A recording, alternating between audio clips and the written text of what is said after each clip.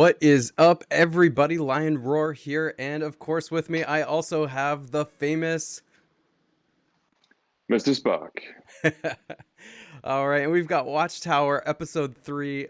Hey guys, I've been having so much fun doing this Watchtower thing, and I'm really glad that you've all been joining us. So I'm glad to see you back here again, Martin, Day, Joseph. Good to see you. Thanks for joining us. We've got a lot to talk about in this one today. In fact, we've got an event going on this weekend, League of Villains. So there's a lot of new heroes, and they've actually structured the event a little bit differently. It actually has kind of an older feel to it, like how the events used to be. You know how there's like more levels this time, or more levels in the events now, but League of Villains actually has fewer Yeah, levels. I don't know if you noticed that, but I yeah, found that to be kind definitely of noticed interesting. that.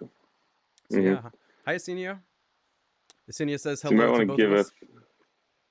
hello. We might want to give a couple minutes just for people to migrate over. So once again, technical difficulties on Mr. Spock's channel. He keeps going forward to the next step and then keep hitting new snags. So um, thank you for everyone for migrating over here. We'll get this figured out someday, but a new problem every day. Yeah, so with that, in the description of this video, I put links to both of our channels. We will be hosting this on Mr. Spock's channel at some point, so you want to make Eventually. sure that you want to make sure that you're subscribed to both of our channels for that. And not only that, but I find that we tend to be the YouTubers that talk most about technical gameplay and things like that too. So if you're interested in seeing things like war hits and one thing that Mr. Spock does a lot that I really like is when a new hero comes out, whether he gets it or not, he goes and finds that hero in raids and kind of shows you how that hero works. So that's really cool. You want to make sure to see those videos. Also, Mr. Spock has a lot of really good insights about some of the newer heroes that have come out, especially with minions and things like that. Things that I think he's more experienced with than I am because he has some of those heroes. And we've got a brand new hero of the month, Uraeus, who the minions definitely matter, and how hmm Uraeus interacts with other heroes that make minions and things like that. So, we're going to have fun talking about that today Excuse as me. well. So, yeah. How you doing, Mr. Spock? Oh man, it's been a long week, so I'm happy to have a long weekend here. Something about the working for 5 days and only having 2 days to do what you actually want to do just feels like the wrong balance in the world. So Right. it's always nice to have a holiday on Monday and an extra long weekend. So I'm looking forward to that. I'm definitely looking forward to the 3 day weekend as well. Yeah, I was thinking about all the other things I have to do in life that I don't normally get to hmm do, and I'm looking forward to Monday being that day. Definitely. Chang says, "Hey, Lion Roar and Mr. Spock, been waiting for this for a month." Well, thank you, Chang. Yep. We also have someone joining us from Turkey, Niazi. Welcome. Nice. Yeah, I'm always surprised to see how viewership spans to so many different countries. Like even when my channel is really small and I was looking at I mean, it still is relatively small. Um, and I was looking at the analytics, being like, wow, there's people watching in like 35 different countries. I would have never have expected that. Yeah, same. Yeah, and in fact, I don't know if this is still true, but about a month ago, the second or third most views I was getting was from Denmark, and I would never have guessed that Yeah, Denmark I would be so popular in Denmark. So welcome to all the Denmark people. I appreciate you coming to my channel and watching. That's really cool. But man, a lot of countries represented. I've seen a lot from India, yeah. Germany, Mexico. I mean, it's awesome. Canada, of course. So welcome Yeah. everyone from all around the world.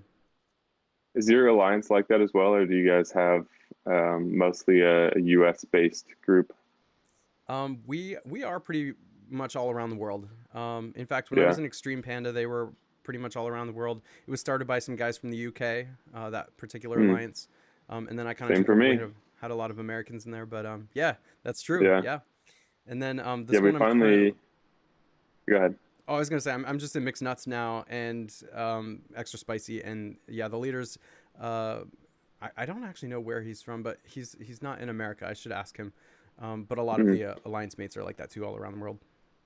Yeah. Yeah. It's kind of fun to talk to people from different places. We have sort of a mix as well. We finally updated our name away from the UK Adventurers to the United Adventurers because we have people now. It used to be a UK based alliance, and then it's grown and changed over the years, and and now we've got people all over the world. So a little rebranding there as well. We got a shout out from Malaysia. Chang is in Malaysia. Nice. Yeah, if you guys It's are in different countries, let us know where you are right now. got one from Italy. Ross is from Italy. Nice. Yeah. Nice. Excellent. Well, welcome. All right. Well, let's dive into the topics at hand here. You know, I guess we've got the new event up right now. So we've got some villains, and I find this kind of interesting because I keep. I just made a villains video where I broke it all down and just gave my thoughts on each of the heroes and things, and maybe we can talk about that a little bit. But Yeah. one thing that I found kind of ironic or funny was, you know, I keep saying heroes, but they are villains. Like, you know, Yeah, for the interesting. entire Yeah, yeah. history of Empires and Puzzles, they've always been heroes, but these are villains. So it's pretty Yeah. hard for me to remember that. Um, Yeah. I actually had That to is a adjust my funny thumbnail distinction. on that a little bit of time. I said brand new heroes, and I was like, wait, they're not heroes. You know. So Yeah. what do you think so far about the event? Um, so I like how the stages are shortened, or how there's only 10 stages this time instead of 15. Like we've talked in the past, how you're like, hey, I don't know if I should admit this, but I haven't even started the event yet, you know? So it can be kind of a grind to get through all those stages. And so I kind of like it was a lot faster. Like last night, I was like, all right, I got some world energy left, and I pretty much knocked out all of Epic in one sitting, you know, which is a lot better for me than having to like do it across multiple days. I don't find those particular events as fun normally. Um, for some reason, those used to be the most exciting thing to me when I could barely finish, and it was like had to be hyper strategic about how I did it. And like, all right, I only have 4 time stops in my inventory, but I don't want to use all of them, but I know I'm going to need some, and that way of playing was fun. So it's changed, but yeah, I enjoyed how much shorter it was this time. And in terms of the heroes, I'm not super impressed with any of them. I feel like Toxicandra is definitely the best one in that portal, and being able to like have that Albi type effect of passive mana gain at fast speed is pretty awesome. I don't know if she gives as much as he does, but if she does, that's pretty amazing. Um, and who else seems good? I feel like I could see Karnov being good for event teams where you're running mono, and you know you're going to charge with monopots anyways, so his speed doesn't really matter. Just one super monopot. His damage is pretty good from that, and then you boost all the shields on the board, which could help you clear out some waves. So he seems decent for events, but you know maybe Titans as well, but otherwise pretty niche. Um, and I guess the Dark Lord seems to be the next favorite for everyone, but I don't find him that great either. Hitting one at 390% is not that good. And then the like progressive ailments, where I think his effect is 9% mana decrease, and then 18, and then finally 27. Just doesn't seem like even Telluria has what 25% or something like that. So it takes him 3 turns just to get to like her nerfed version. Doesn't seem that great to me. It's possible I'm Yeah. miscalling that, but So let me tell you what. Let's talk about Dark Lord for a moment because yeah. I graded him as an A, and Hmm. I originally put together my list of like what the grades were going to be and which heroes I thought were best. And I actually had an evolution of thought as I was making the video, and you might Hmm. see this a little bit because I started out talking about Dark Lord as being pretty good because as I was going through the first few heroes, I was thinking about Dark Lord, and I'm like, you know what? Like the more I think about it, the more I like him. And Hmm. then when I got to Dark Lord, I was still thinking like he's the second best hero. Like Toxicandra is the best one in the set. But then as I Hmm. was like talking about him and thinking about the effect he actually has, it's actually sort of how I think about Thor a little bit too. So I don't know. Really don't know if I'm right on this, but I'm just throwing my Hmm. opinion out there. Yeah, It's not definitely. necessarily any one overpowered effect, but it's like the culmination of everything that's happening with that. Yeah. And I do think that Dark Lord is better than Thor. We might talk about Thor a little bit later on and more. But so okay, with Dark Lord, here's what I'm seeing. That 390% sort of turned me off a little bit too. I'm like, you know, not great. Yeah. But then I thought back to the attack stat, which is absurdly high. And especially if Hmm. you start putting emblems on it, um, I began to think, you know what? Like you can almost see my evolution of thought on this in my video where I broke it down. But I was like, okay, that 390% with the attack stat might actually mean that this hero is sniping a lot like a Sashat, or one of those heroes that does about 410% to 420%, somewhere in that range, Hmm. just because of how high the attack stat was. And Hmm. sure enough, somebody put the exact calculations in the comments of my video, so I really appreciate that. I'm sorry, I can't remember who that was right now.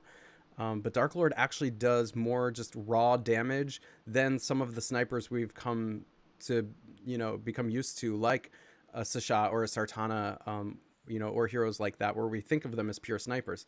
So he's Hmm. actually sniping just like some of the snipers we're used to, and then on top of that, doing the corrosive damage too. So that's kind of interesting. And then on top of it, and this is what made Talarius so annoying, was Talarius doing some other stuff and slowing heroes down. Hmm.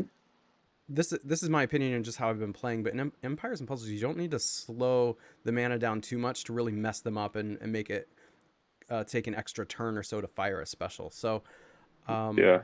I don't think the mana slow is Dark Lord's main thing, but I think we're going to come Hmm. to learn that that's a really annoying ability that's tagged on to some already really good abilities with him. But I don't know. What do you Yeah. think?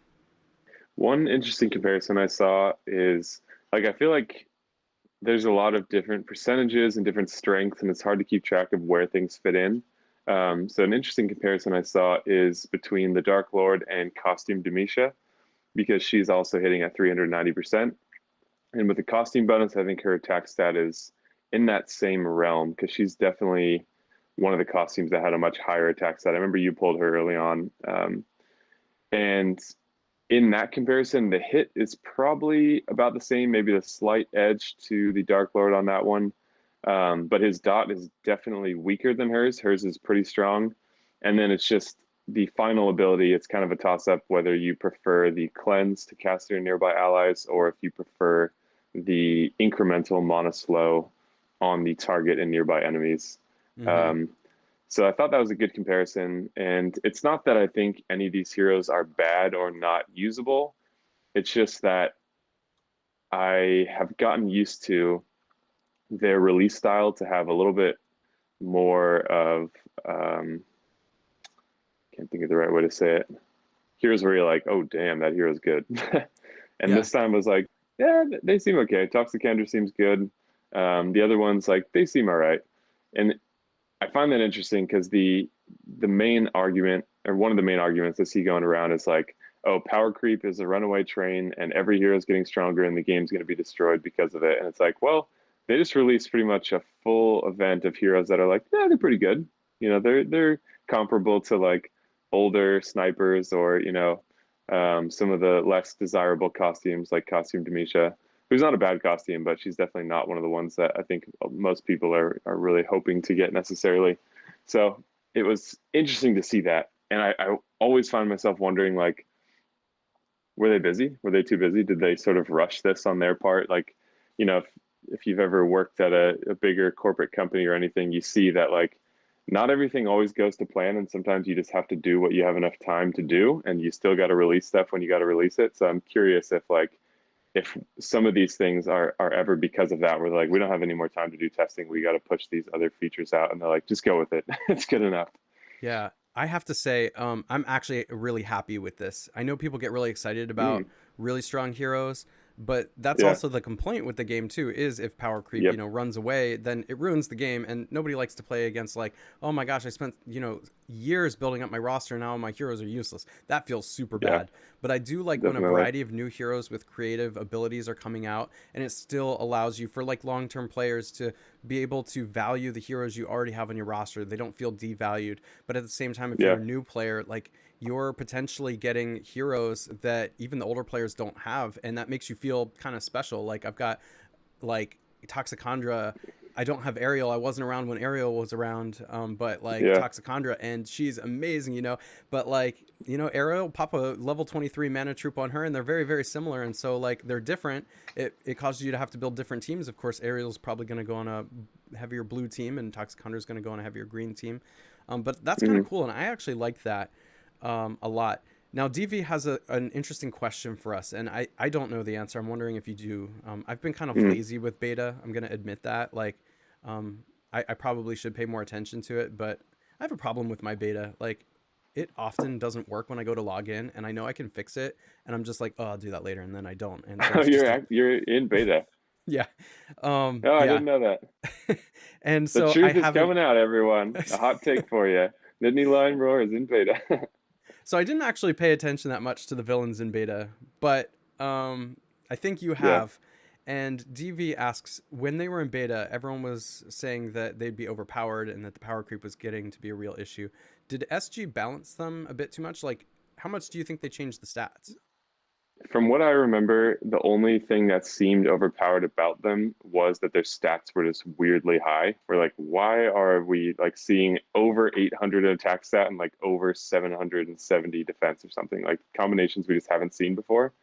But I don't think the specials have been tweaked as far as I remember. Because I remember looking at it then and being like, okay. Like some of these seem like they could be okay, but it was the stats that were crazy.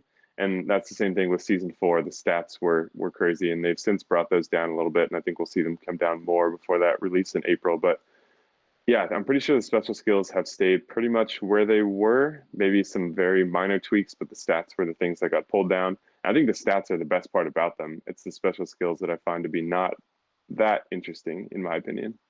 But again, that's there's pretty tough competition in this game now to judge heroes against.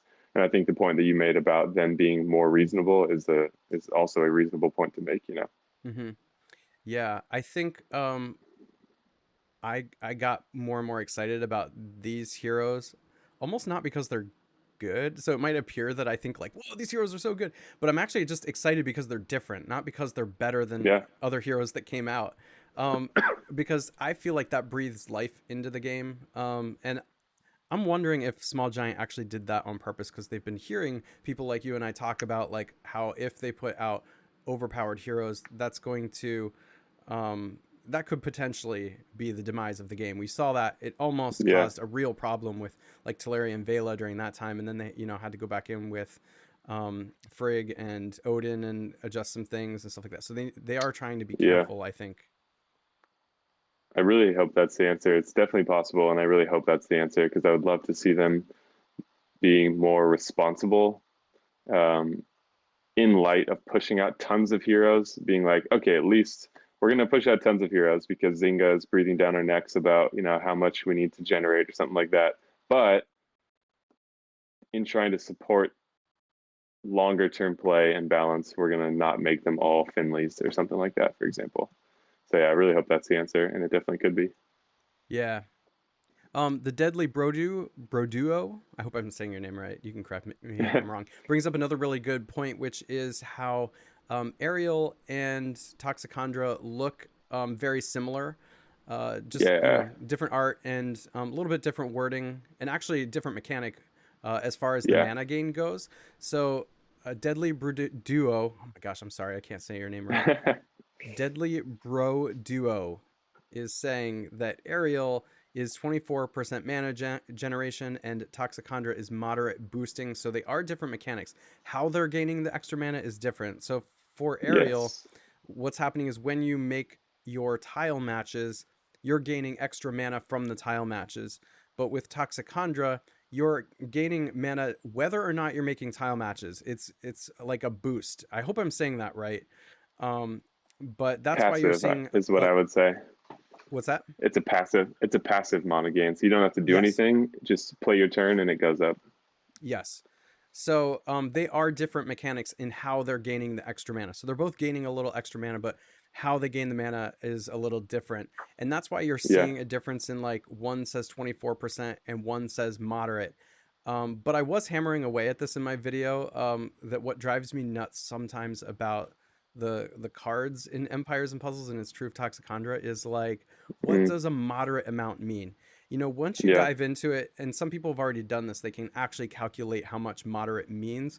But I wish it would just Hmm. say like a percent too, just like Ariel. Like, what Yeah. percent are they gaining each turn? Like, is it 5%? Is it 10%? Is it what does it mean? Like how much are they gaining? Do you happen to know? I think, yeah. So my thoughts on that. I think it depends on what your hero speed is. So sort of like how if you have a very fast hero and a very fast slow hero on a team, and you give them a minor mana potion, they both gain 25% of their mana. So it's not a fixed amount. Like in terms of how Hmm. many tiles that is, it's more for the very slow hero because it's at a fixed 20%, 25%. And so I think moderate is just a certain amount, and the percentage would be different depending on your hero speed. I do think they could be more clear about how that works, but it does seem to be, from what I saw in some preliminary video, it does seem to be maybe along the lines of it will, after 1 or 2 turns, make a fast hero very fast. So like one ghosted match for a fast hero could charge up in the next turn based on that incremental amount that's gained. Um, the really fun part is that Ariel and Toxicandra, or Toxicandra and um, Odin, or any heroes like that, stack because they're different effects. So you can stack that with others and really boost your speed. Yeah. OH says with Albi moderate meant zero point 0.7 mana units per turn, 7/10 of a tile. Okay, so I imagine it's got to be the same as that.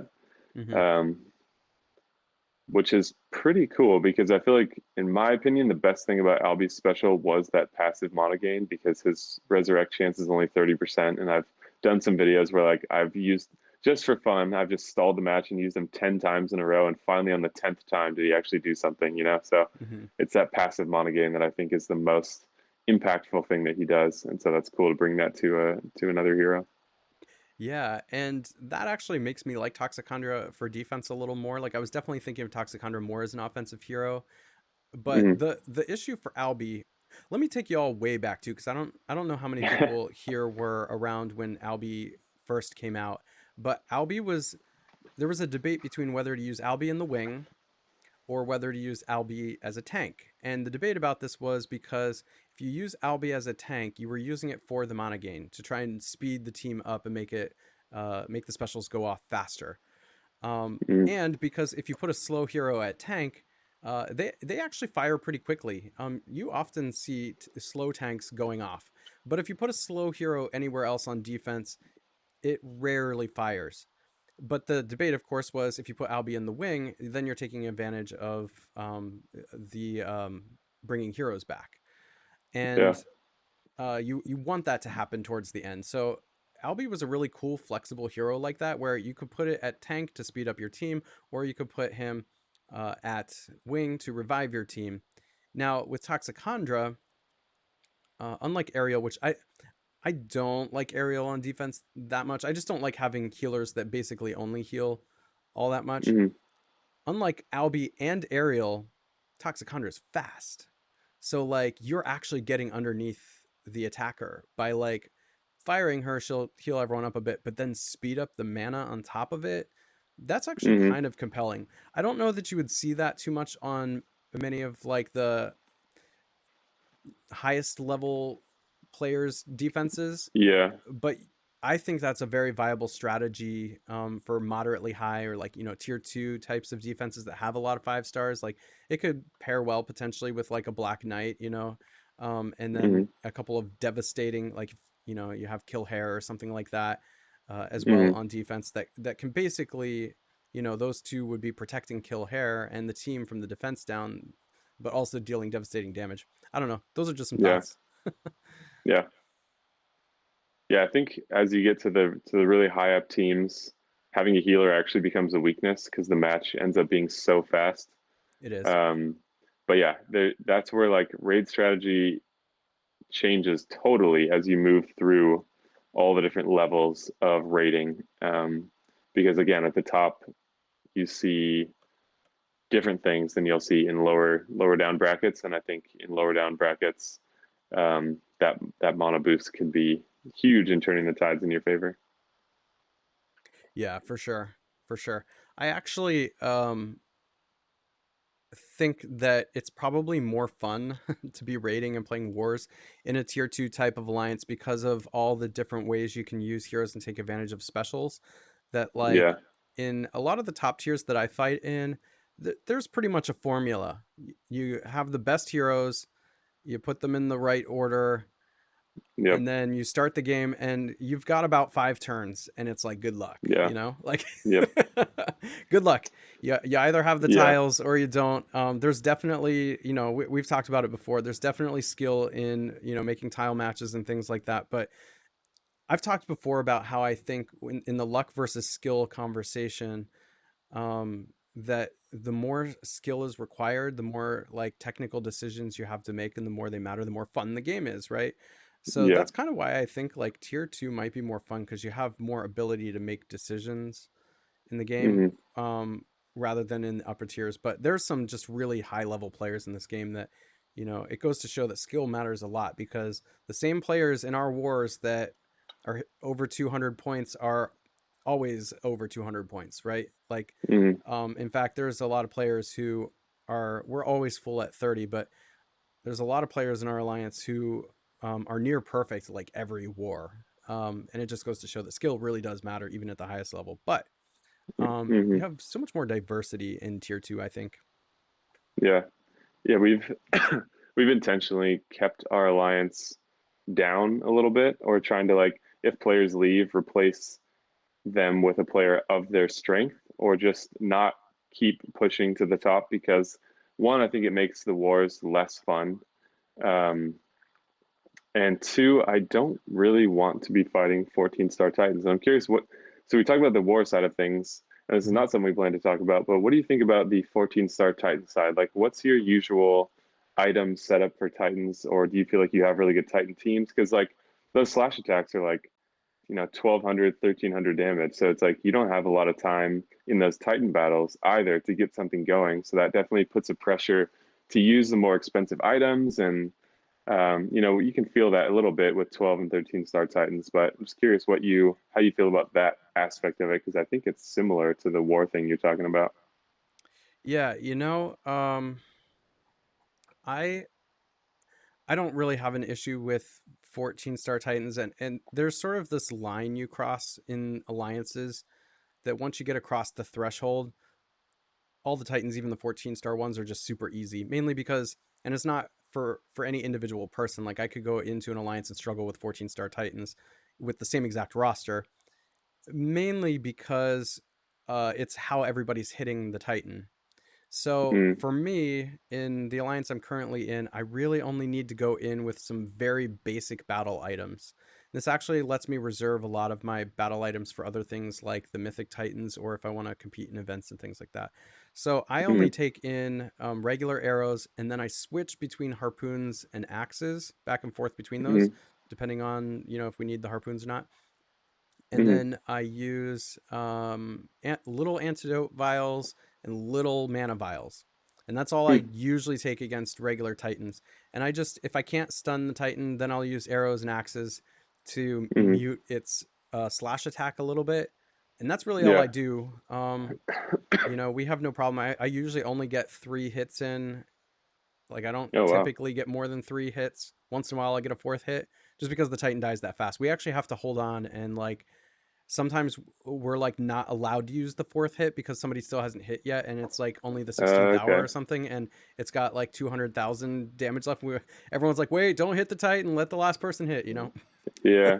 So I guess the trade-off is the Titans are easier because everyone collectively is just putting down high damage. So Hmm. the amount of HP on the Titan can't compete with that. But you can't get that easy Titan kill without having hard wars, because now you have a group of really good people with really good rosters, which means that's what you're going to be fighting against as well. So it's sort of an interesting trade-off there, where it's like, if the Titans are easy, the wars are probably really hard. Yes, yeah, that is very true. That is very, very true. So yeah. Hey, someone asked a question about Uraeus. I think we could probably move on to talk about Uraeus a bit Yeah. as well. So Root Source says, did anyone max out Uraeus? Is he worth it? Um, have you done a video with Uraeus yet? I have not. He doesn't seem like a hero that I'm going to find on defense. I've seen him sparingly in some other videos on defense, um, but I haven't seen one myself because I don't think he's a defensive hero. So I haven't done a video yet. I like to I like to try to find them or use them myself, as just my own preference for talking about them. and mine is only at 370. I'm sitting there with like 11 darts, being like, do I want to? Who do you know? I've got some options. So I haven't decided yet, but no, I haven't done the video, but I do feel like I have my opinion mostly made up about him just based on how similar he is to other heroes in different ways. So let me read the hero card just to remind everybody, and then I'm curious about your opinion. So he Yeah. has a pretty high attack stat at 778. Of course, he's a yellow hero, by the way. I Mhm. think everyone knows that. You can just click on his card. But defense is 727. That's like about average for new 5-star heroes right now. And then HP is 1324. That's again about average Mhm. for 5-star heroes coming out right now. He's a sorcerer class. Passive ability is resist sand damage. This isn't super relevant in this day and age, but maybe it will be in the future. This hero has an innate Mhm. resistance against sand damage. Passive triggered ability, health from dead minions. This hero gains 50 health when a minion owned by them is destroyed. All right, the special skill is Strike of the Cobra. At average speed, he deals 485% damage to the target with that huge attack stat. That's like, that's huge. Anyway, Yeah. damage bypasses targets minions. All enemies who own a minion receive 426 damage over 3 turns. And Element Link summons a holy minion for all holy allies with 5% HP and 10% attack inherited from the caster. So what do you think? Yeah. I like him a lot. I think he's one of the best heroes of the month to come out in, I don't know, maybe 6 months without looking at the full path of what we've seen come out. The one thing I have to keep in mind that is, I think, a really key distinction is that he's really good if you have a level 23 mana troop. I think his speed will suffer if you don't, because that one tile doesn't just mean one tile difference. It typically means a whole match difference where you need a fourth match instead of a third match. So that's his one downside. But looking at the strength of his snipe, like that's pretty much the same as Costume June, who for a while was like the hardest sniper that was available. So that's a really strong hit. I think June has the edge just by a few points, maybe, because his attack stat is like 783 or something, maybe. And I think his percentage is like 488 instead of 485. So very, very tight margins there.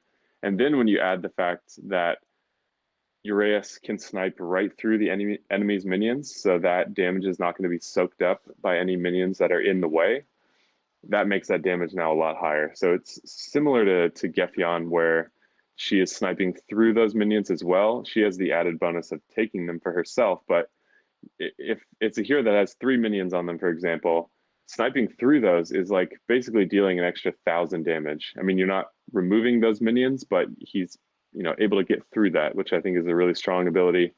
In terms of making the best use of him, I really think you need to be using him against a team that has a full team minion caster, or at least caster nearby allies like Lady of the Lake.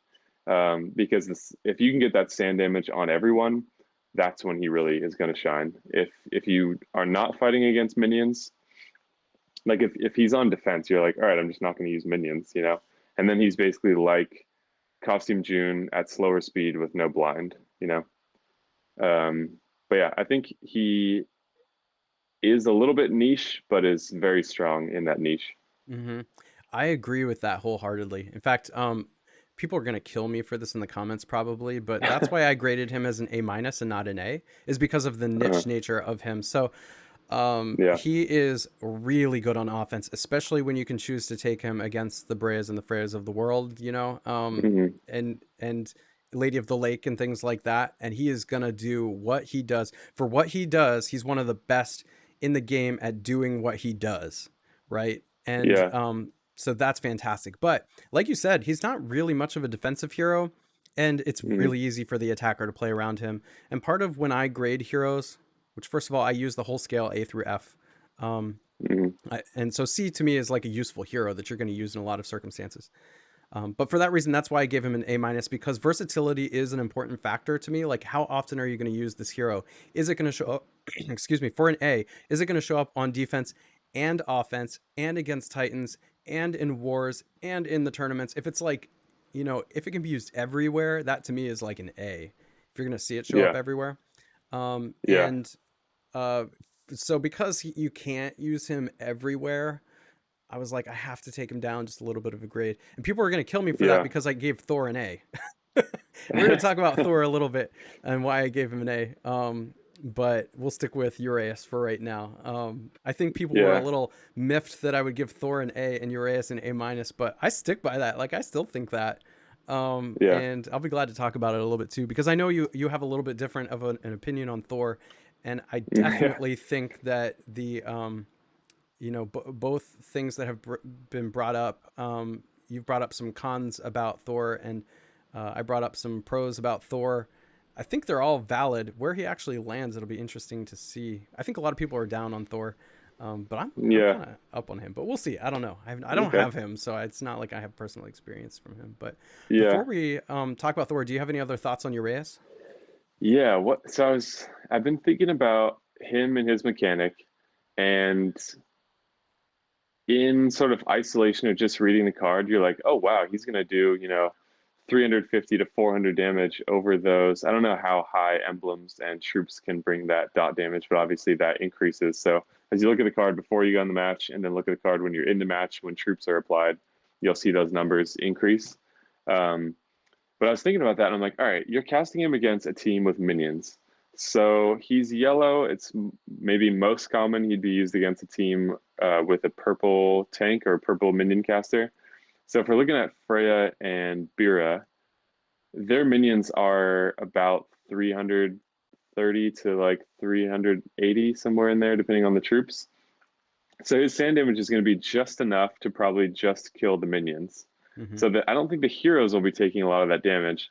And so that's an interesting thing to think about where you're like, oh, okay, that damage is going to be soaked up by minions, depending on how many they have. And it might not even touch the hero if they have more than one minion. So it's like, all right, that's not as good when you think of that use case for it. It's still nice to kill the minions and it's, an added benefit.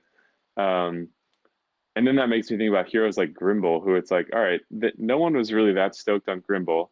He's definitely built more like a tank. His damage is not that high. But if you think about the fact that he can kill 15 minions, three on every hero, that counts as damage because there's no other way to get rid of those except for dealing damage to them. So that makes his damage like astronomical and the mana gain huge. So I think heroes like him are looking a lot better than they were when they first came out because now you have to think about those minions are going to soak up damage. And that does weaken Uraeus a little bit because that sand damage is not really touching the heroes. So I just wanted to add that because that's something that I was thinking about where I was like, oh, all damage is not necessarily damaging the hero. It might just be hitting the minions only. And then you're kind of back where you started. So Yeah, I an thought about interesting that other thought. too. It's Yeah. it's really just a neutralize opposing minions ability, right? So Yeah. yeah, it looks like a lot of damage, but oh my gosh, like one of the heroes in the game, um, Sashat, like it doesn't seem like much to create a minion for just itself, but when I've done the calculation about how much HP that is, Sashat can basically almost like not quite, but almost double her HP just with minions. Which is what makes her Yeah. so good. Why she's been so good in the wing in so many wars is because she can just stick around and not die. Um, Yeah. and so it's hard to tell. It's like, okay, it feels like a little bit of a waste when you're like, oh, look at all that damage, but it's only really going to kill minions.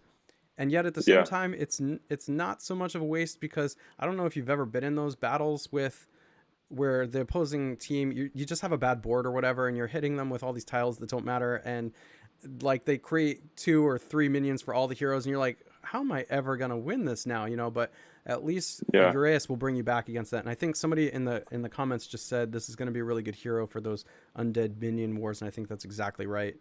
um Yes. Because but those are that pretty is weak minions. yeah, but and yeah, so like they're weak minions, which also means that some of that sand damage will actually spill over to the hero, which is good. Yes. Yeah, so he's not, the last thing I'll say is he's not a hero that I would recommend anyone max. It really depends on where you're at in the game. Again, troops make a huge difference for him because making him functionally fast with the right troop, giant difference. Um, so yeah, I wouldn't recommend anyone who got him max him. You really have to weigh your options. If obviously if he's the only yellow 5-star you have and you have tons of darts, then by all means. But he's a little bit more of like an asterisk where he's not perfect in every situation. He's niche, but he does have a very, very high potential. Mm-hmm. Totally. And actually, one more question that I just got fed is that someone asked how he would work against Queen of Hearts with the taunt minion. And I'm pretty sure that since he's going to snipe right through the minion and not kill the minion, that she would soak up all that sand damage herself because the taunt, he would snipe, he would obviously miss the card as intended, and then that sand damage would set in, but taunt is there, so it would only happen to her. So since dot damage ignores defense and she has that defense boost that she gets, um, he would definitely be able to kill the taunt minion. So that's a potentially beneficial thing. But yeah, that's where it's like, okay, he's not like great in every situation, and if all the minions are dead, which means you're doing pretty good, then you're getting no sand damage. So Yeah. Let's take a few questions and then we'll talk about Thor a little bit and then we'll call it a yeah, day. I'm just going to look back through the comments here. I know I saw some interesting questions popping up and I was missing them because we were talking about some other things. So let me scroll through here. Someone says you have a Cali vibe to you. I am in California, so that does make sense. um, Cope for Show says, huge fan of both you guys. They're not a top tier player by any means, but would you consider using darts on Uraeus over June or Odin? That's a good question. What do you think? I would not personally. I could see using darts. I would only use darts over. I think Odin would be your first choice there. He's just a really great hero. I could see using darts over June if you have a level 23 troop. Because if you do and you're fighting a minion team, which is definitely not hard to do these days, then he's going to be really good, and he's hitting pretty much as hard as June, but without getting damage soaked up by minions. But you just have to keep in mind what his limitations are in making that decision. June is just much more straightforward, going to do what he says. Uraeus is like you got to meet certain criteria for him to really do what he should do, I'll say, sort of what he's designed to do. And then Odin is just plug and play, very strong, fun to use, fast AoE. Yeah. Patchy Moo asks, if you personally had a special skill, what animal strike would you want? A, cobra, B, mantis, C, tiger, D, crane, or E, mountain lion? I'm going to say F, manatee strike. Strike of the manatee. So what is that? What is that like? No, I'm just kidding. The manatee is just like a really fat seal that just lays around, doesn't do much. Not that I relate to that. I just thought it was a funny thing to say. Well, I would obviously have to go with the mountain lion. Yeah. Some of you may or may not know this, but I started out as Nittany Lion Roar because I have school pride. That's where I went to school, Penn State. And but it kind of shifted over time. Like as you can tell, I've rebranded a bit. Now I'm just Lion Roar. A lot of people were getting confused about I was calling myself Nittany Lion Roar, but they would point out like, why is your roar a cougar? And that's because the Yeah. Nittany lion is a cougar. It's a mountain lion. But that was confusing people so much because it was like we said, we were talking about people are from all over the world. They were getting confused by Yeah. that. So I changed my like branding a little bit, even though I was still calling myself Nittany Lion Roar to more of like an African lion roar. But Mm. then people were getting confused about all that too. So I was like, I'm just gonna be Lion Roar. How about that? Like we'll just You could be then I will. you could be African lion roar. Yeah, right. So I am more like my icon now is an African lion. My actual roar to open things up is an African lion. So it's just Mm. a little more, a little less confusing for people around the world, I think. Yep. Okay, so let's see more questions. Yes. 3G, we did go over Dark Lord already. So if you want to rewatch this, it's towards the beginning, actually. Mm. If Uraeus bypasses minions, what happens to those minions if the hero dies? I'm pretty sure they would just go away. Like I don't think I think if it was going to be a weird stipulation, like if the hero's going to die, then they're left with 1 HP with their minions on them or something. I'm pretty sure the minions will just dissolve if you kill the hero. They're not just going to have minions floating there. Yeah, that's an interesting question, and I'm like super curious now. And it'd be so funny if they Yeah, forgot about that and it's like bugged or something, like the hero disappears, but the yeah, minions stay behind and are still like hitting you. yeah. Yeah, I'm not. I can't say I'm certain of that, but I feel very strongly that that's what would happen because that makes the most sense. Yeah, if anyone's experienced that, so if anyone has Uraeus maxed and you've gone up against a minion and killed a hero that had minions on it because the minions were bypassed, what happened? I would expect that they would dissolve too, just like Mr. Spock said. But Hmm. I don't know. Yeah. Okay, so off topic, Kona asks, where do you XP farm?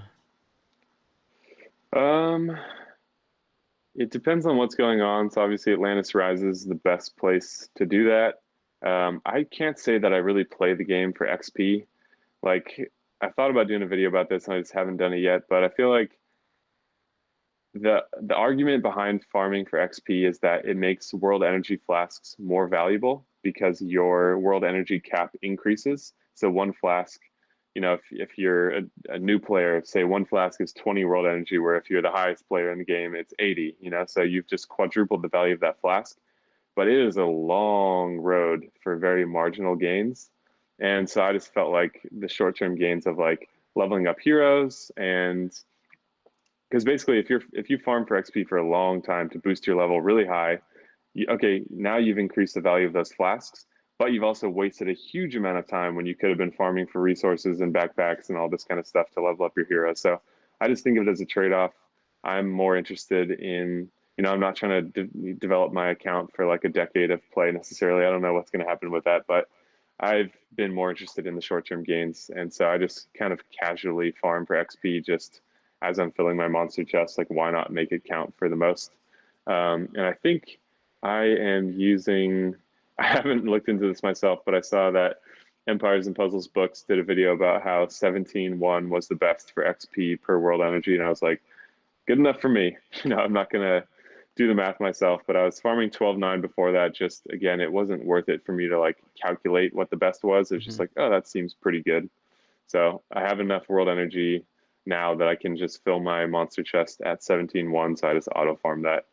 Yeah, I'll tell you what's so good about 12.9 is it's not necessarily the best for XP, but I think it's the most balanced one for if you're Mm-hmm. trying to get XP and resources.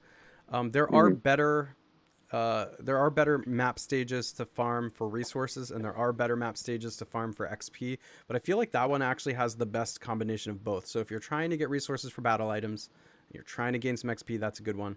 I actually go back and forth between 12.9 and 9.1. 9.1 if I want to get a 9.1. lot of iron because I need that for like I make so many tornadoes, and that just Yeah. seems to be the one I get the most iron from. And lumber is for 12.9, but you're gonna get more overall resources from 9.1. And actually, if you're really into resources, you just don't get a lot of XP. That would be 6.8, I believe, is where you get Mm. the most like resource if you really, really need to farm for like events and titans and stuff like that. So really, it's like Mr. Spock is saying, it's like a trade-off of like, what do you really Yeah. want? Do you only want XP? You can go for that, but then you're kind of leaving some resources on the table. So it just Yeah. depends. How many tornadoes do you have? Oh, that's a great question. Let me check. Because Um, I have iron just pouring out of my ears, and I'm like, all right, I'm just gonna craft constantly, and I don't use a lot of heavy items anywhere. all right, right now I have 83 tornadoes. Well, I've got you beat. Ah, Let's see. I've got. Oops. But like I said, I don't use tornadoes on Titans. I use them on the Ninja Tower and sometimes on rare Titans. hmm. But I have 491 tornadoes. Whoa. You certainly do have me beat. Yeah. I I my goal is 60 a month for the Mythic Titans now. Mm, So that's what I'm using for. yeah, And I do use them for events and things like that too. Just the yeah. final 2 rounds in an event, I'll take tornadoes for that. Hmm. But um yeah. So They're fun. That's probably one of the most fun battle items to use. You're like, oh, bad board, mix it up and give me some mana. I love totally. tornadoes. Yep, me too. We have Gilforin's Empires and Puzzles channel asks, I pulled Thor and Odin in the same 30 pool, also Frigg and more. But question is, and first of Wow. all, before I ask the question, like, I have never had a summon like that. Congratulations. That's freaking Yeah. amazing. In Yeah. fact, I don't have any of those heroes. Not a single, like, I don't have Frigg. I don't have Odin. Like, congratulations to you. But secondly, I think Odin is, he's saying, I'm going to put some words in just to make it make sense, but Mm. because I stopped halfway through. But I think Odin should be leveled instead of Thor. What do you guys think? Do you agree? I think so. Especially if you have Frigg. Those Odin and Frigg on defense are so good. Uh, it's possible they're going to be nerfed again. I really just hate to see that happen, unless they're like, here's a hero reset or something. It still kind of sucks because you got that hero, but it's not like, since you can't choose what hero you get aside from just chasing after them, it's like luck of the draw there anyways. So if they change them, it's like, oh, that kind of sucks because I have this hero and I like him, but whatever. But when you choose to invest your really rare resources in them based on their advertised form and then they change that, it's like, okay, I might not have made that decision had this been different. So I feel like they just have to offer us a hero reset of some kind, even if it's a rare drop or something. Just let people get their materials back and ascend heroes that they actually want. Because like, a buddy of mine in our alliance ascended 2 Tellurias, and he's like, dude, I'm so pissed that I ascended 2 Tellurias because she still has use cases, but like she's not a healer I want to bring with me on offense. And so they just made her worse. And so I think what he's thinking is, had this been what Telluria was when I was making the decision, I would not have ascended 2. And now they've sort of pulled the rug out from under me. So, yeah, friggin' Odin, great combo. Hopefully a safe bet at this point. I don't know if we're going to see another round of nerfs, but I just wanted to add my thoughts in there about that. Of like, the thing that's most frustrating is when you finally choose to invest the ever rare resources of ascension items, and then you're like, okay, I might not have made that decision. Like that's how I feel about Vela. I labored over that decision for like a week and a half, and finally was like, you know what? She doesn't hit that hard, but her extra damage to red is really good. I'll send her for that, and now I'm like, I don't really want to use Vela anymore. Yeah. Friggin' Odin. Yeah. So I have to say Friggin' that Odin. It sounds if, like you're just talking about Odin himself. Friggin' yeah, Odin, man. that's what I heard you say when you said it. So, Yeah. but I'd have to say that if we were just talking about Thor and Odin, it would definitely be different than if you also threw in the fact that you had Frigg. Like, I think there's no question you put Frigg and Odin together.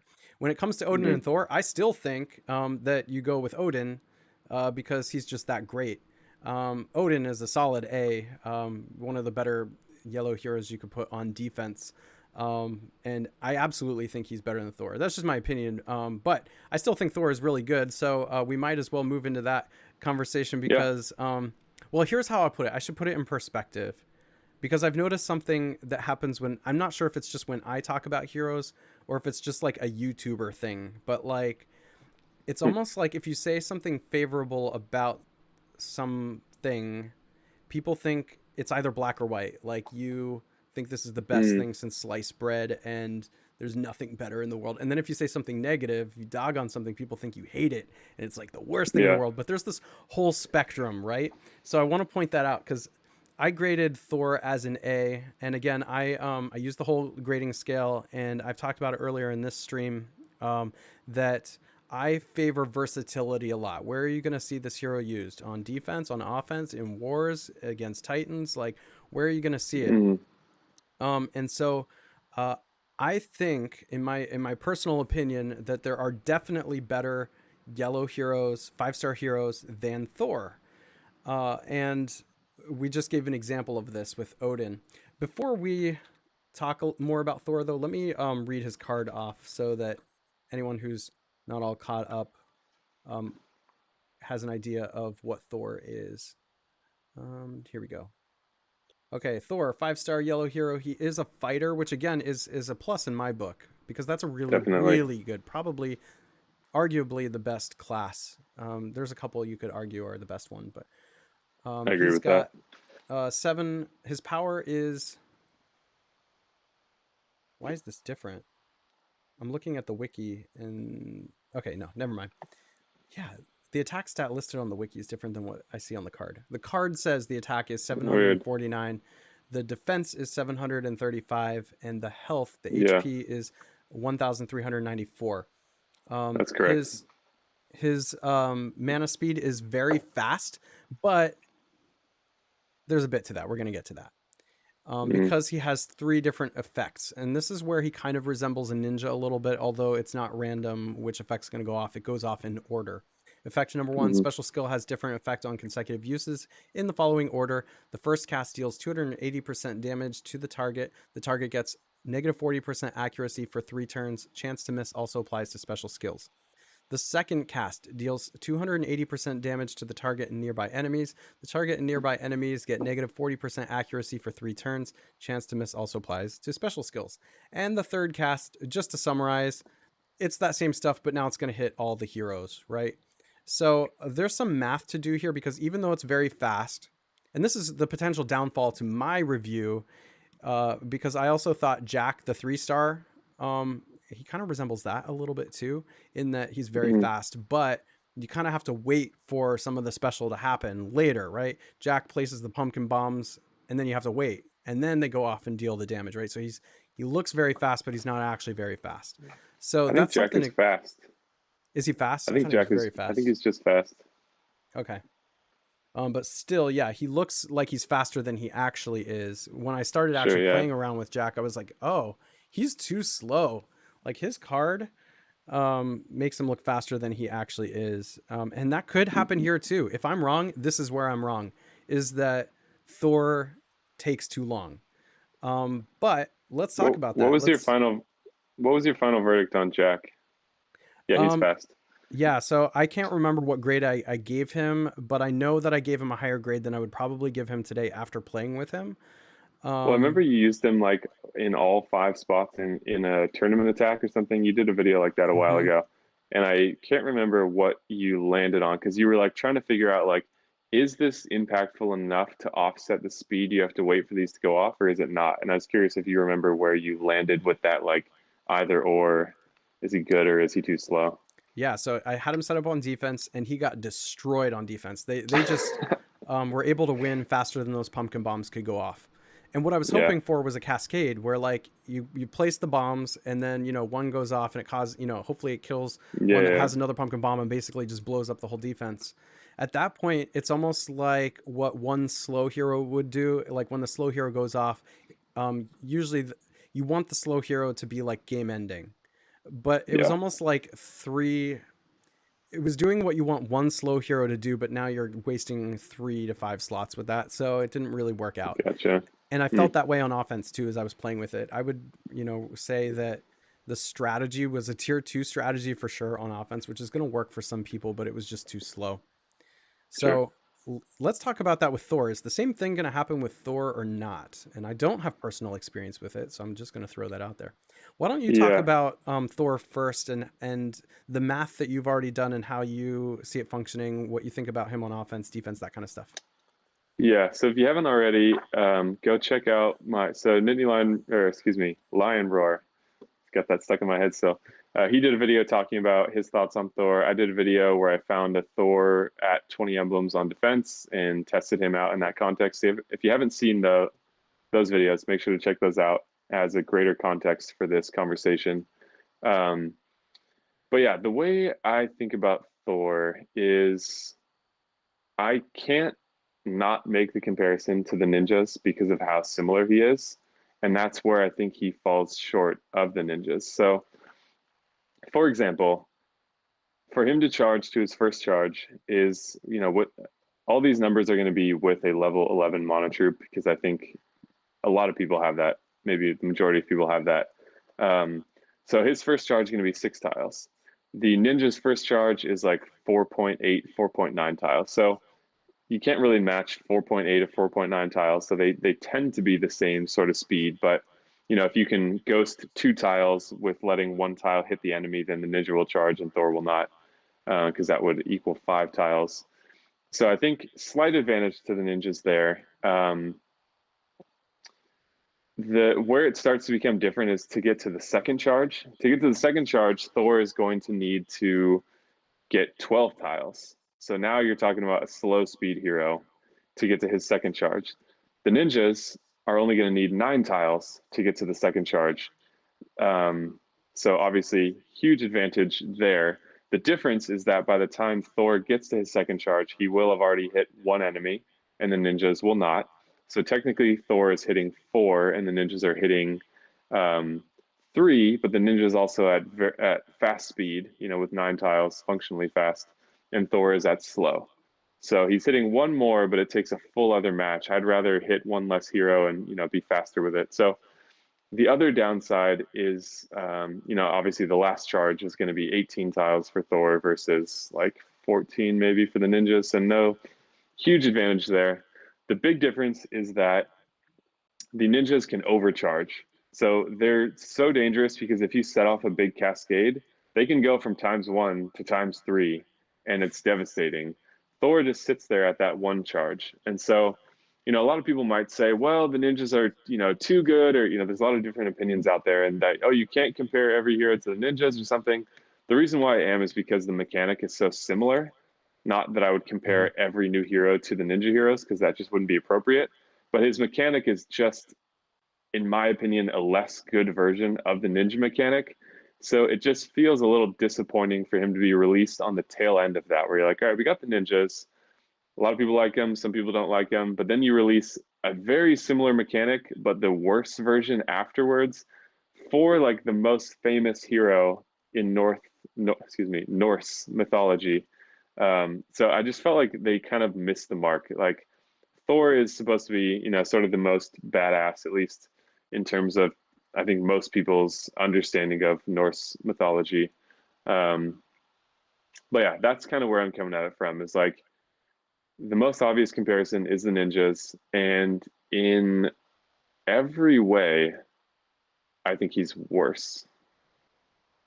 And so Got that it. doesn't mean he's a bad hero. That doesn't mean he's a bad hero at Mm-hmm. all. The ninjas are very good heroes. It's just like it just felt a little disappointing. Like I didn't get Thor, so I'm not like I want you to buff the hero that I have.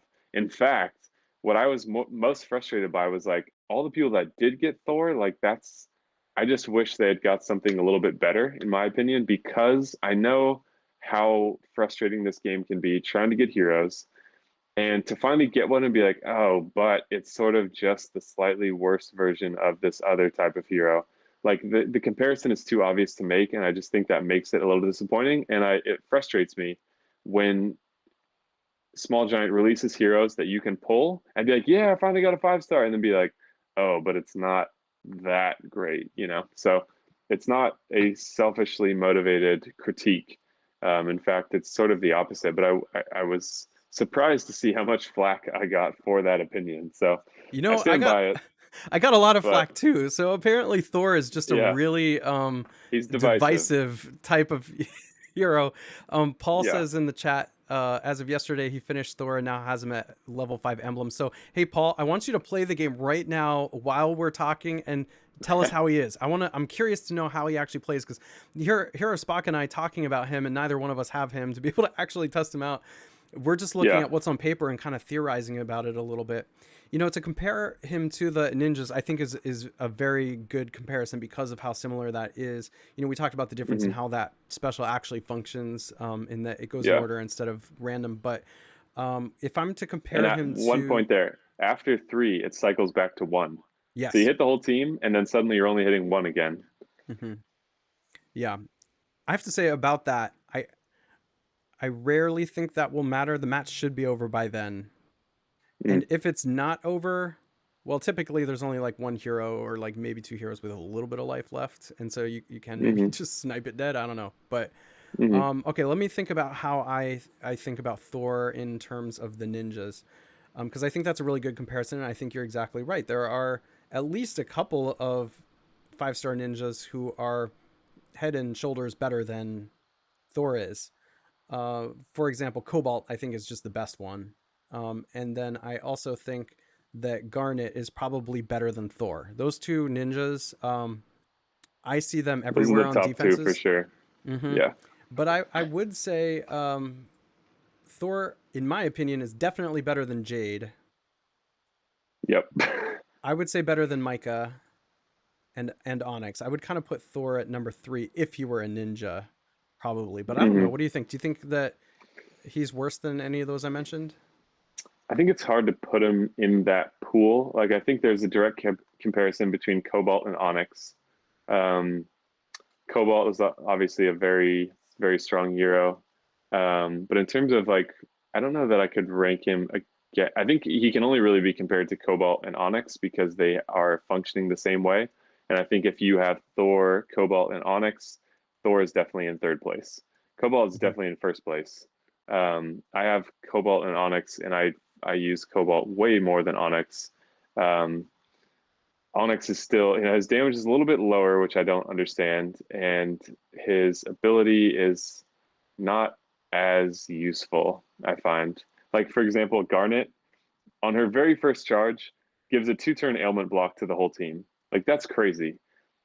Onyx, on his first charge, only blocks buffs on one hero. So it's like, why is there so much inconsistency on what's happening on the first charge? So our point is not to talk about the ninjas here. Mhm.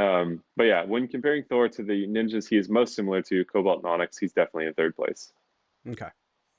Yeah, and so to kind of bring in another point that you had just talked about with him being the culminating hero in season 3, the god of all gods.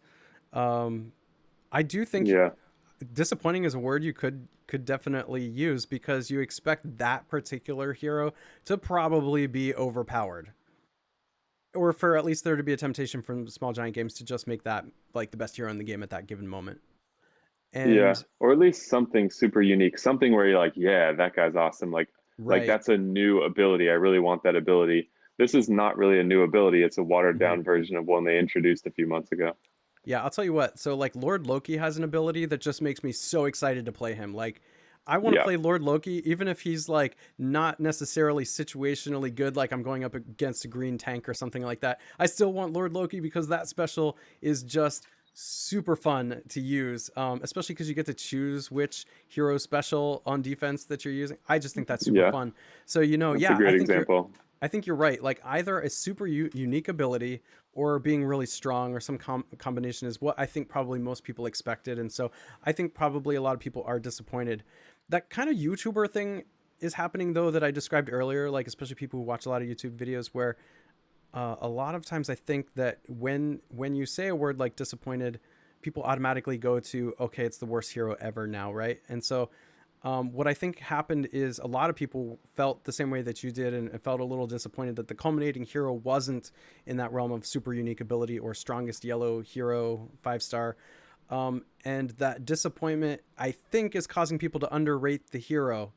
I think you've done a really nice job describing the cons of his special and the math behind it about like how soon it's going to go off or not soon compared to other heroes. Um, Hmm. and I noticed that when you describe it, you're describing in the number of tiles and comparing it to like this is like a fast hero or a slow hero and things like that. Hmm. And where my mind went with it is less about how many tiles and more about how many matches it takes. I was Yeah, thinking about it in those terms. Another hero I compared him to was Drake. So, he's not a perfect comparison to the ninjas, but he's a very good comparison because he functions similarly. hmm, He's not a perfect comparison to Drake either, because of how differently the special functions. Yet the outcome is similar in the amount of damage and the blind that he's doing. yeah, So I want to talk about Drake a moment and compare him to Drake because this is where I see some benefit to Thor. Um, I'm thinking about how many matches it takes these heroes to go off, right? So at one match, neither of them is going off. At two hmm, matches, Thor gets to go off. So Thor's better at two matches because he at least does something to some defender, perhaps blinding, even if you're against a Titan or something like that, blinding the Titan or blinding even after two matches, an opposing defensive hero could be very close to going off, especially the tank. So, you if it's like a freak or something, you blind that hero hmm, and just kind of get a little something going off. So at two matches, Thor's better than Drake. At 3 matches, Drake goes off and hits 3 heroes, blinding them. I have to point something out too. A lot of the, I guess, critique of Thor is his damage doesn't seem like a lot.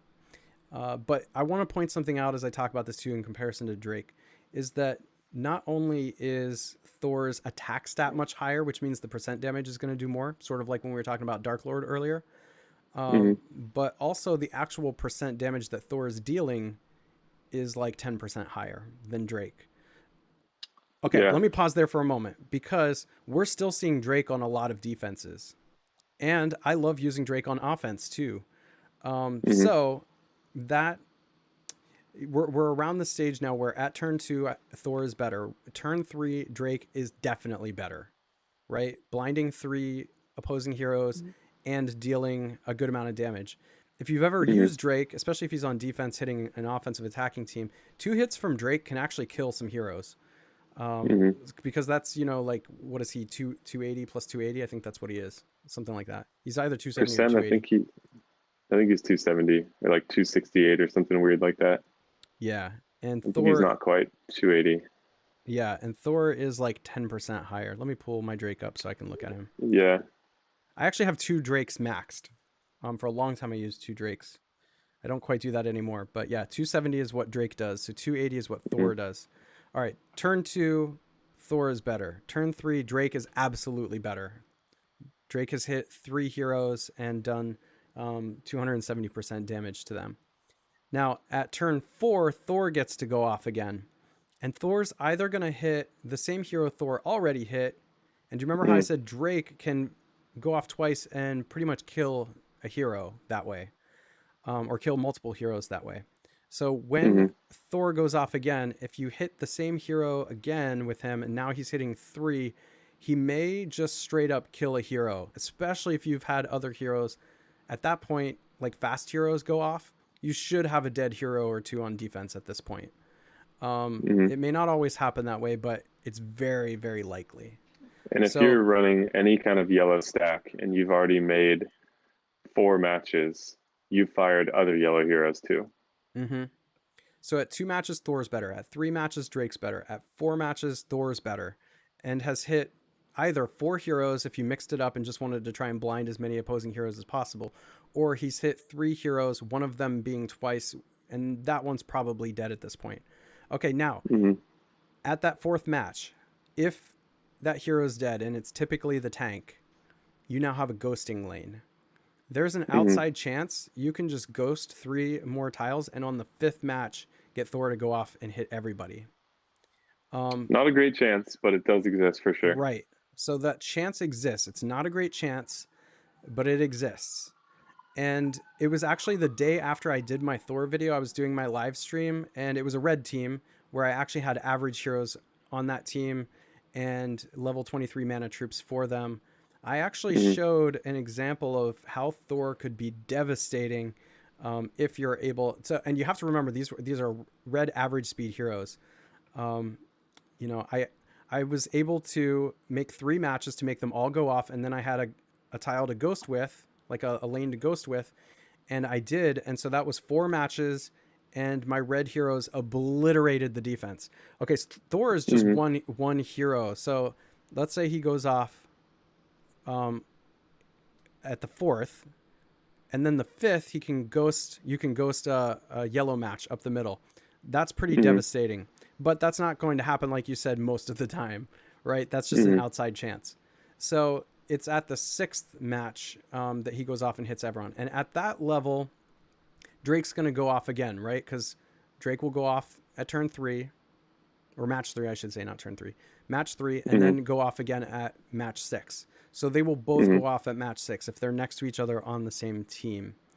And at that point, the second time Drake goes off, and by Thor's 3rd special, Thor has dealt damage to a third more heroes, and is dealing more percent damage to all of them. So how often on offense would you say you get a hero to go off twice, is, I guess, the question.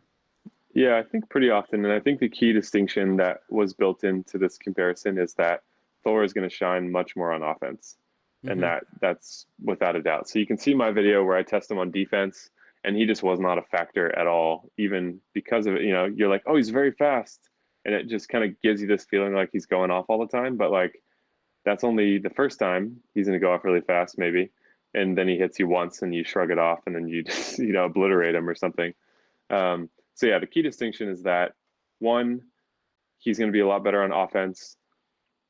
Two, if you have a level 11 monotroop and you can, carefully ghost tiles, then his different levels are much more attainable. So I think it's, oh man, I wish I like had data on this, but I would say it's not uncommon that fast heroes fire twice within a match.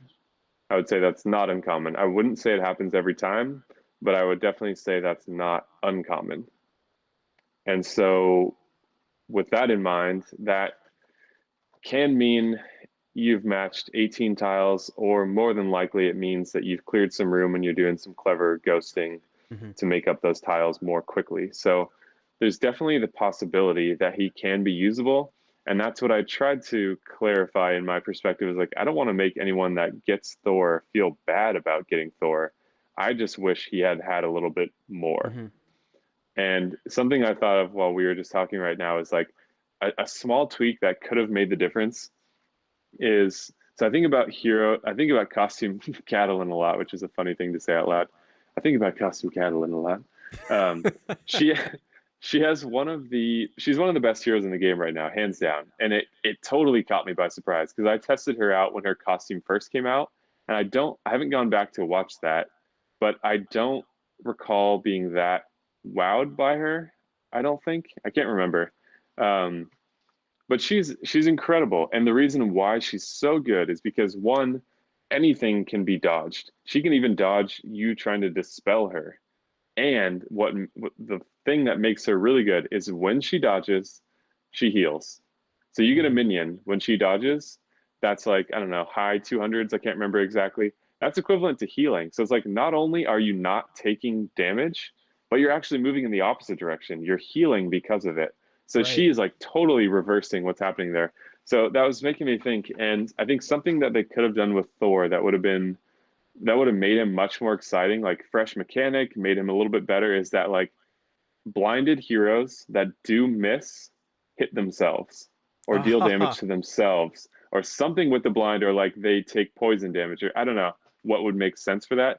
But if when they missed something else happened, like does with costume Catalan, like she doesn't just dodge like Jade dodges. She dodges and she freaking heals, and she can dodge dispels and stuff. It's crazy good. So if they had done something like that with Thor, where if an enemy misses, I mean, the card would have been a mile long to try to read all this, but if when the enemy misses, something else happened, that would have been really cool. Like defense down. No, that would probably be too strong, but some other little tweak like that could have made it like, ooh, this is a more fun hero. You kind of feel cooler about what they have going on because there's this extra special little thing, even if it's not that significant. It just feels cool.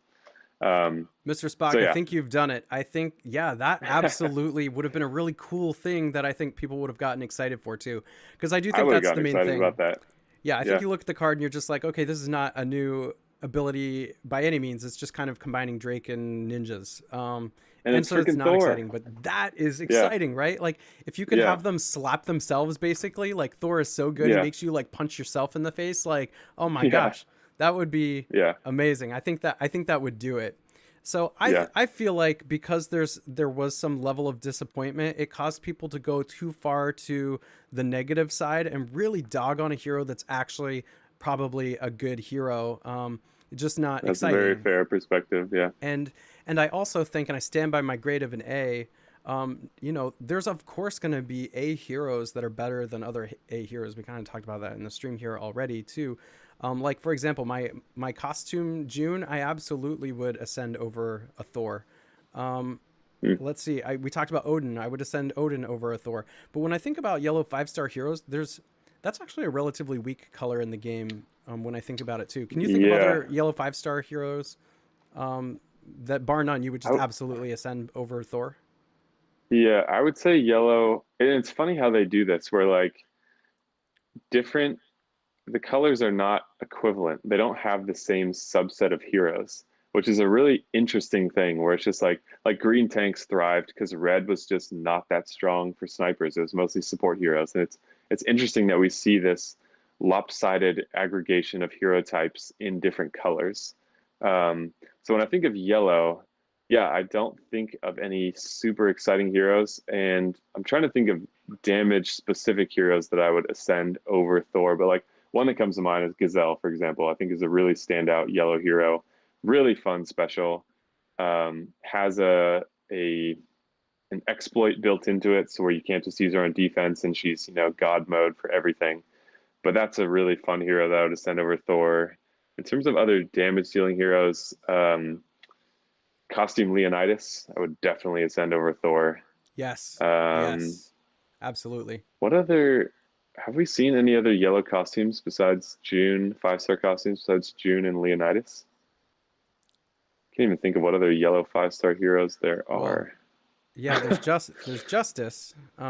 Justice, yeah. She's kind of like an owl with her costume, and I would have sent Thor over Justice, I think, I would definitely think about the decision more, but if I'm giving my answer in this moment, I feel like I would ascend Thor because again, on offense, which again, offense is the most fun part of the game. Defense, is hmm pretty, it's completely passive. It's fun to be like, oh, my team's so strong, but it's like you're not actually playing that. So it's not, I don't think it matters as much, anyways. But on offense, if you do have some space and you can keep stringing together ghosted matches, then yeah, Thor is pretty fun because you can just keep him going and going and going.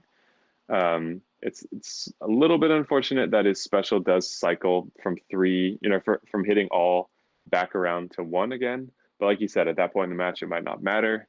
Depends on the match and how much healing you're going up against.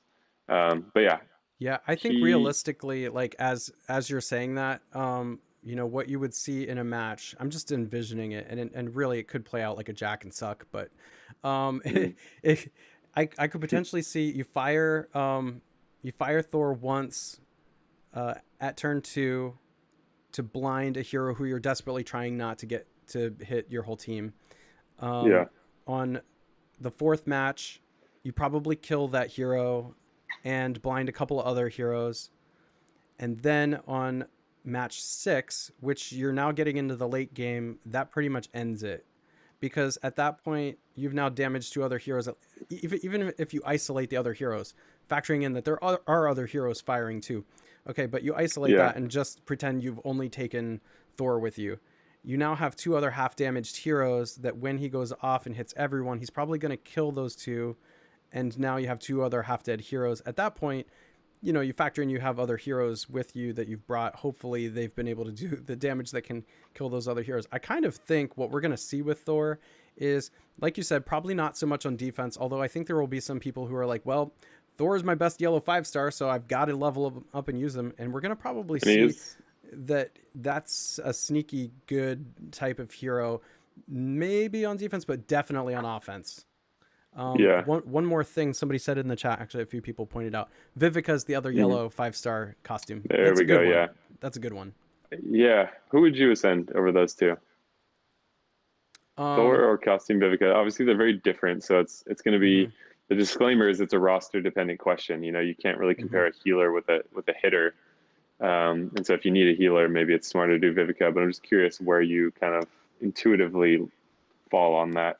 Well, I have costume Vivica, and I love costume Vivica, but I still find that I don't often take costume Vivica because just slightly too slow. Now you put a level 30 mana troop on her, and she's like average speed, but um, Hmm.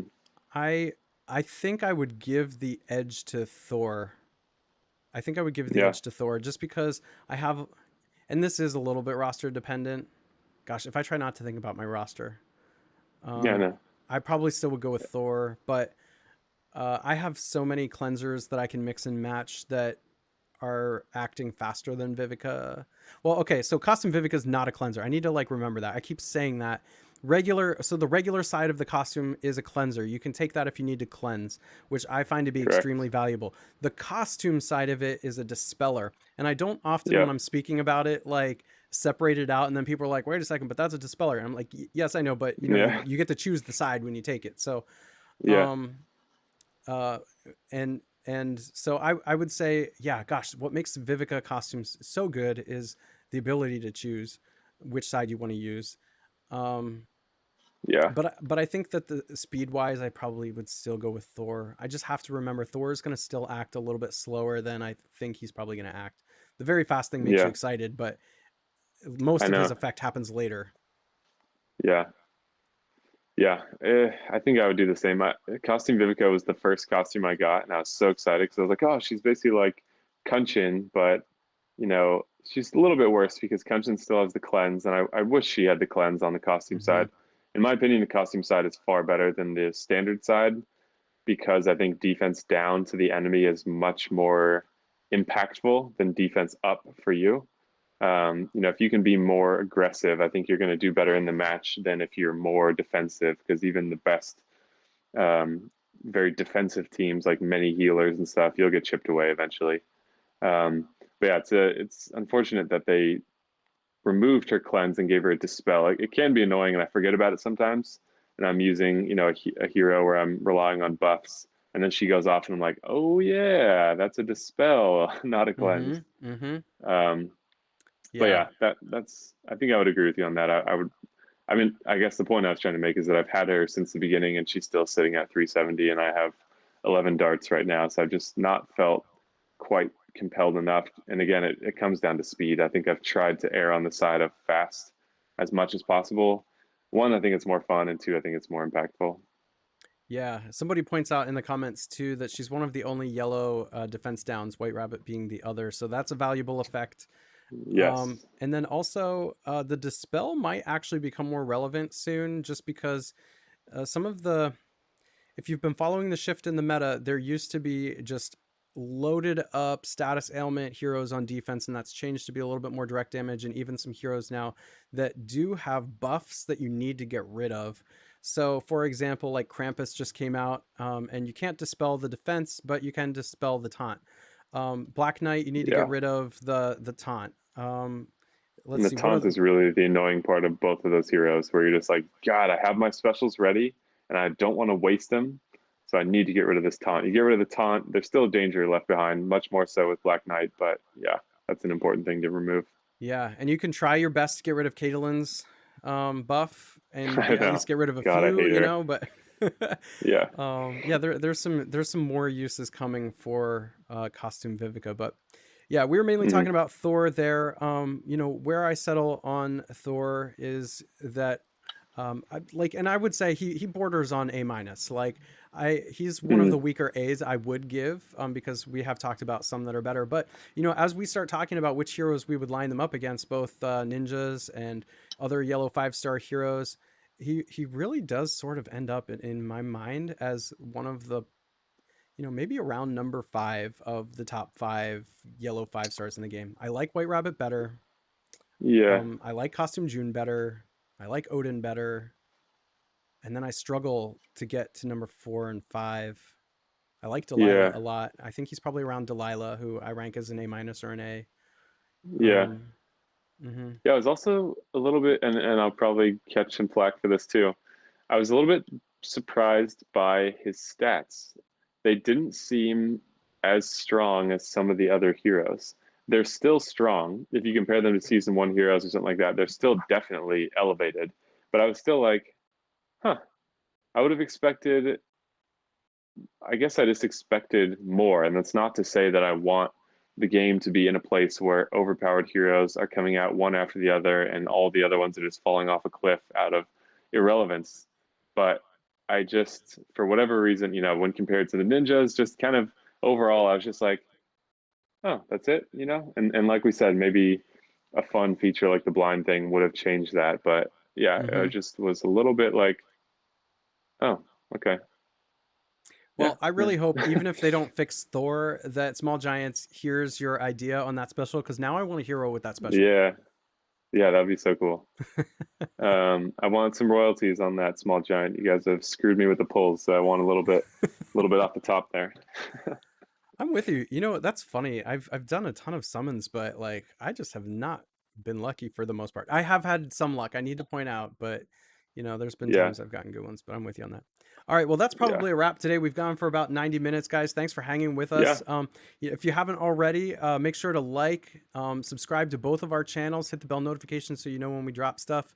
And if you do that, that helps as well because you know, it'll bump our Watchtower segments up for people who missed the live stream. They can go back and watch and then catch us live next time and join the party. So, all right, thanks everyone. Yep. Take it easy, guys.